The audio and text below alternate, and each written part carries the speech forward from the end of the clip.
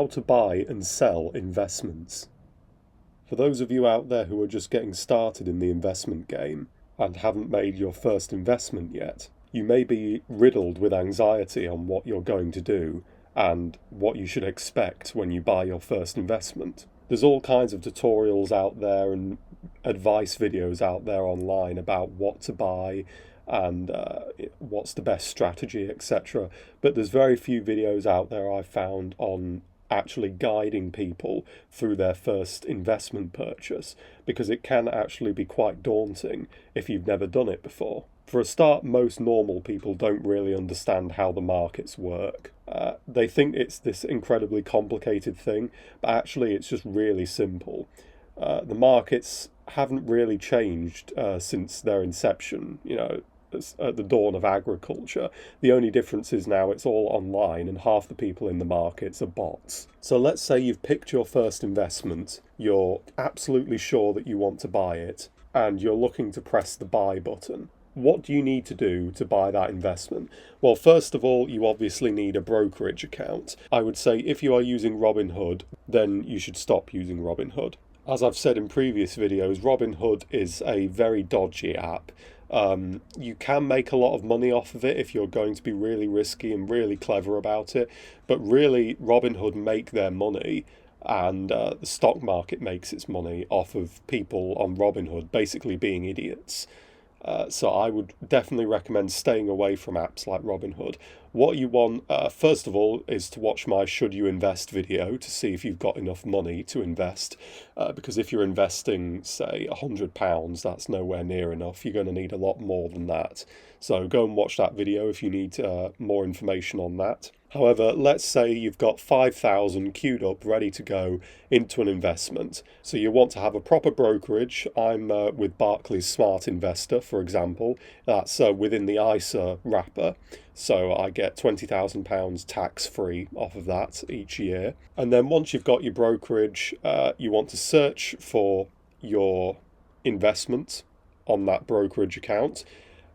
It's worth bearing in mind that not all brokerages will have every single investment available in their markets. Most good brokerages will have most good mainstream investments. However, if you're looking for something a bit more niche, you shouldn't really be watching this video anyway.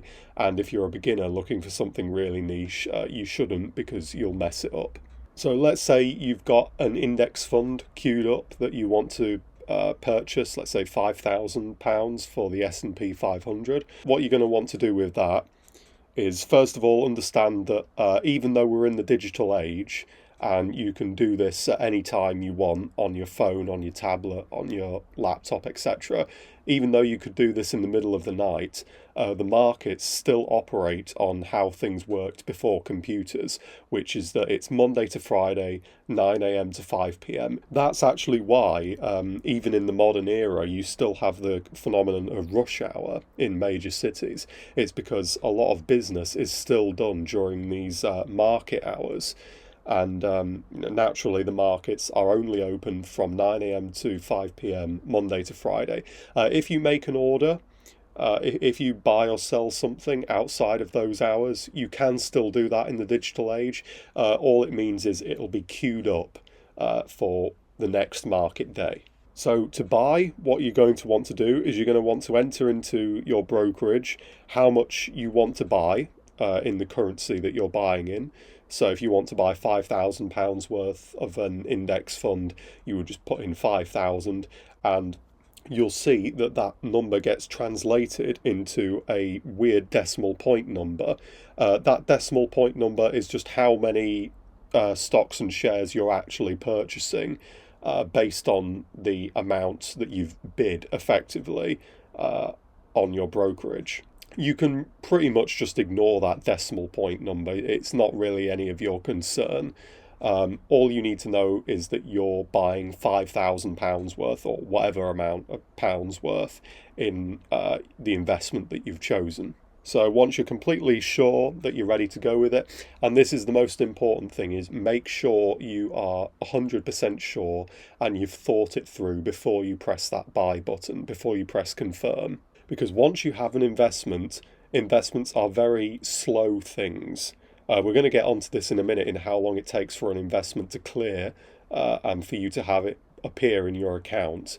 But once you press the confirm button, that's really it. You're basically locked in at that point for at least a year, 2 years, depending on what kind of investment you've just made. So make sure you're absolutely sure. And then once you're sure and you confirm it all through your brokerage, that is then going to be turned into what's called an order. And an order can be for buying or selling. And in this case, if you're buying, then it's a buy order. Effectively, what you've done is you've said to your brokerage, I would like to buy £5,000 or however amount worth of this fund. And what you'll find from there, and I found this out when I made my first investment purchase, is it can take up to 1 to 2 market weeks for that investment to actually appear in your portfolio and for it to start going up and down. And the reason why is because it takes it takes a lot of time for these things to go through. I mean, if it's an index fund or an ETF, I haven't done those yet, so I don't know how long they take to clear. However, the one I did was a mutual fund, and with mutual funds, they likely have to go through a lot of bureaucracy to add you onto their roll of clients that they've got for that fund. And there's a lot of stuff that has to go in behind the scenes with that. So your order may sit in the pending area for 1 to 2 weeks. If you see your order in that pending area, don't worry.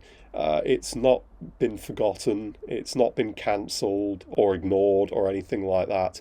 It's just in pending because the people behind the scenes are taking some time to sort it out. And another thing of note is to remember the fees. Whenever you buy any kind of investment instrument, there's always going to be fees associated with it, whether it's the fees from the brokerage or the fees from the investment itself. If it's a mutual fund, you've really got to be careful about the fees, make sure they're not ripping you off. What I've done with my Barclays brokerage, for my mutual fund at least, is I've ticked the include fees in the investment returns option. And what that does is that means that the fees are deducted from whatever market returns I would have made from that investment fund. Some brokerages might offer stuff like that, some might not. If they don't, or the particular investment you're looking at doesn't offer that, then you'll have to pay the fee outright. So another thing of note is probably just have a decent chunk of cash lying around in the investment account that you're using for when you're looking to buy stuff, just so that if those fees do crop up, you're not going to be caught short and you're going to be able to pay those fees.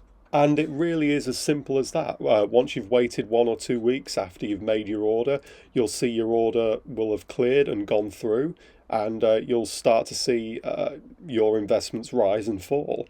Once again, a reminder that if you start to see your investments fall, don't panic. If you're doing this right and you're in it for the long term, then it doesn't really matter. If it dips down a little bit, then it's not the end of the world. The way the markets work is things dip down, but they can always dip back up. And they usually always do dip back up, and they dip back up greater than how far they fell, which is why these things are attractive in the first place. So don't panic. If it falls a little bit, just let it fall and it'll rise back up eventually.